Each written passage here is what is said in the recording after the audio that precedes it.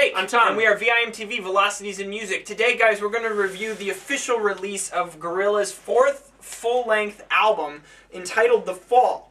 Now, this album actually was released on Gorillaz' website if you had to sign up for their fan club, which I did. Back in late December, like it was a Christmas present for their fans, and what it was is when the Gorillaz in 2010 were touring Plastic Beach in the fall, Damon Albarn got an iPad, that magical device that he recorded this entire album on, and it was just kind of his experiences while being on tour through the United States, and mostly the Western United States.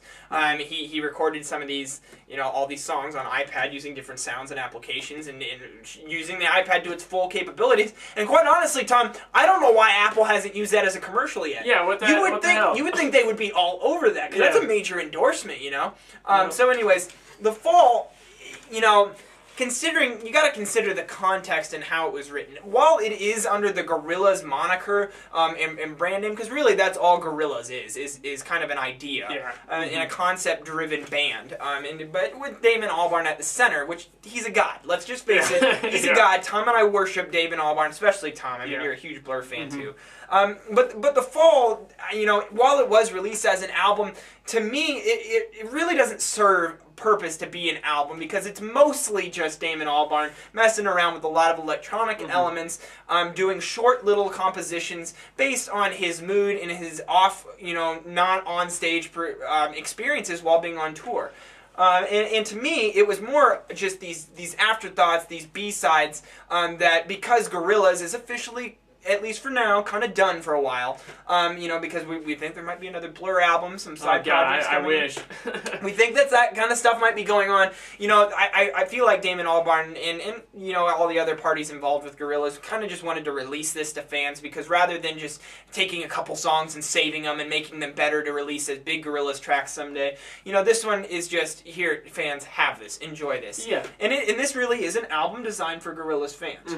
What were your experiences, Tito, in The Fall? I actually liked this better than I thought I would, and what I realized is just because Damon Albarn's so damn good at what he does. Well, I mean, he's amazing. This guy sneezes better music than most people could put their entire life into. Honestly, it's just true. I mean, I would hate to see what happens when he has gas. Oh God, no, but seriously, I mean, this is like Damon Albarn on his day off, still making better music than most people.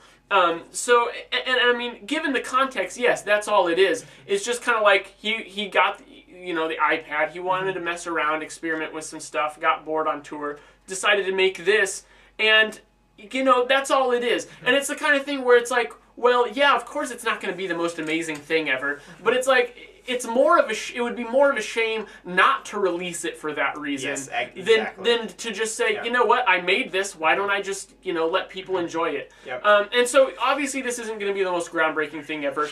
For what he did, for what he was going for, and how probably little ambition this is pretty incredible given that. But we have to grade it in comparison on a lot of the other stuff that's coming out today. Right. And it, like I said, it's still even better than a lot of stuff, but it's still just kind of middle of the road. Right.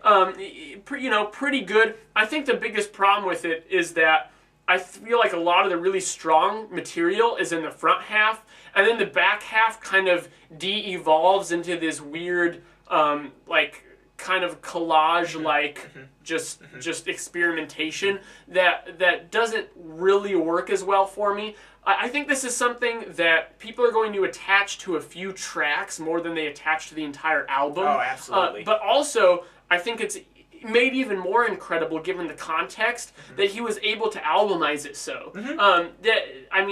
The songs flow right into each other. And when you think about the kind of haphazard way that he slapped these together, the fact he was still able to do that just shows the mastery that he has. Yeah, and one thing that I really appreciated about the album is the song titles actually reflect the cities in which Damon Albarn was in working on these songs. So like Phoner to Arizona, Detroit, Chi-Town, the Joplin Spider, the Speak It Mountains, Aspen Forest, Bobby and Phoenix, California and the Slipping of the Sun, Seattle Yodel, the closing track. These are all different places in the Western United States that it's kind of cool. These are like, I feel like he was able to capture the mood of being on tour and traveling on a bus, and going around the Western United States, and he was able to capture kind of the feel of that. So it's a really neat experience for a fan to experiment with that.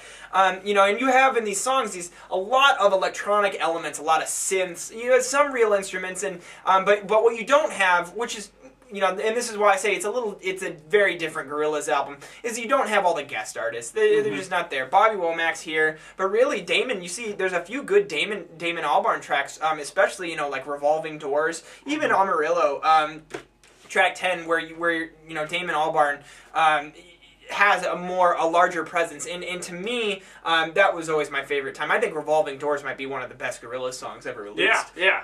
And it's not consistent as an album. Some of these tracks are just clearly stronger than others, and that track displacement, there's a couple tracks on here I just didn't like. I didn't like the sounds. I didn't like how like you'll have just, you know, a minute and a half, 2 minutes of a 4-minute song is just kind of just this weird, you know, mashing of sounds together, and then some sort of weird song forms. It just didn't do that for me, and that's just kind of what happens when you have an experimental album that was written on the fly and just kind of thrown together. And this is an album that is really made for Gorillaz fans. I don't think this is where I would start if no one's ever heard of Gorillaz before, but you know, it is what it is, and I'm glad that it exists in the end. I think it was kind of nice to have. Yeah. The catchiness, production, mood. The production. One thing I do want to say, Tom, and I don't know if I think you have to listen very hard to tell that this wasn't made on a real computer. Yeah. On an actual full studio setting. So the fact that it was made, I like the idea of this album more than I actually like the album itself. Yeah, I agree with that. I'm feeling like a 65. I'm going 70. Okay, so that puts it right in the upper 60s for us, which means that there's a lot of good qualities, but there's some things we don't like. To me, the biggest problem was the track displacement. The fact that I would probably skip over a few of those tracks. That means as an album, the cohesiveness isn't quite there. It's not one continuous piece of music. When it might have been designed to be that, it just still doesn't really work. Quality-wise. Yeah, exactly. Yeah. What did you guys think of The Fall? This guy's been out for, you know, if you've listened to it online early, you probably have heard it. If not, I'm sure all Gorillaz fans have tried to check it out by now, which is good. So let us know what you think at www.velocitiesandmusic.com or youtube.com/velocitiesandmusic. Hey guys, if you have not yet followed us on Twitter, you need to do so, or like us on Facebook, because we are growing and we like to talk about music, and this is the medium in which we're going to do it. And so please do that. And also check out Ian's Tumblr blog at vimtv.tumblr.com. I am Jake, I'm Tom, and we are VIMTV, moving music critique forward.